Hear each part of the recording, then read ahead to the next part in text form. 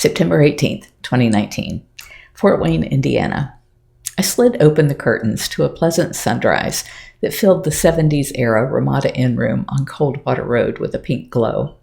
Howie and I are at the Big Cat Sanctuary Alliance Conference in Fort Wayne, Indiana.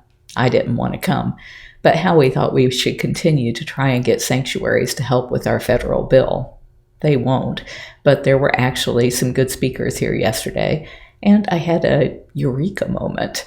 The three speakers were talking about stem cell therapy, enrichment, and operant conditioning, and while none of their presentations was specific to the thought, it was the fact that they were speaking back-to-back that put it together for me.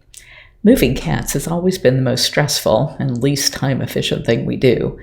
We've made improvements, such as training the cats to come into their feeding lockouts, but then, if we want to crate them, we have to carry a crate into their cages or hook one to the outside of their lockouts for bigger cats. And that's where it goes south. Because that sometimes means going on vacation, which they like, or it can mean going to the vet, which they don't. Over the years, most of the big cats have figured out that neither option is terrible, but there are a few holdouts like Mary Ann Bobcat, Priya Tiger, etc. The added activity of hooking up the actual transport to the lockout seems to be the big stressor. If those cats had side-by-side lockouts and were consistently shifted between the two, then the day or so before a move, we could replace the faux feeding box with a portable version of it, and it should go a lot smoother. We had dinner with 6 others, including Bill. After dinner, Howie and I met with him in a deserted room, and he told us how the wildlife way station seizure came down. According to Bill, Martine Collette had been getting celebrities, like Johnny Carson, to give her huge sums of money, made payable to her personally. She'd endorse the check over to Wildlife Way Station, but do it as a loan, so that when she was ready to cash out, she'd have a retirement fund.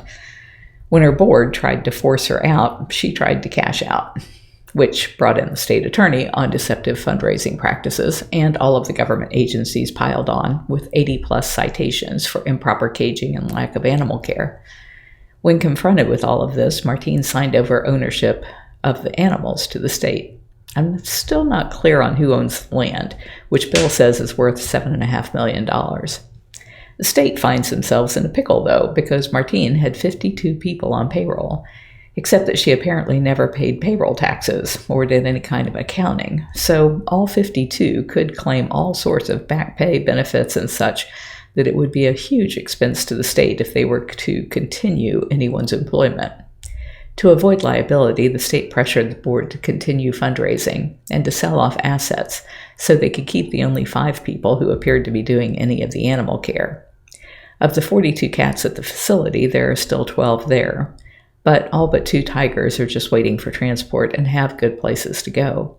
Bill said the state has been allowing zoos to come in and pick and choose, and only letting 1 sanctuary a week come in and take out truckloads of cats, so that's why there are still 12.